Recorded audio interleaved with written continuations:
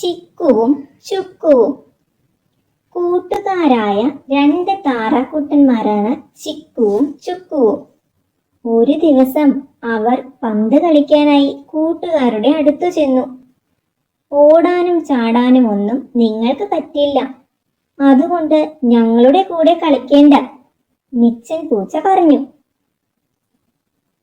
മാറിയിരുന്ന് കളി കണ്ടാൽ മതി.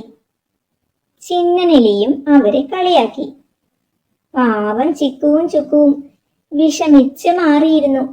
ഹോ, ആരും നമ്മളെ കളിക്കാൻ കൂട്ടുന്നില്ലല്ലോ. പെട്ടെന്ന് മഴ പെയ്തു.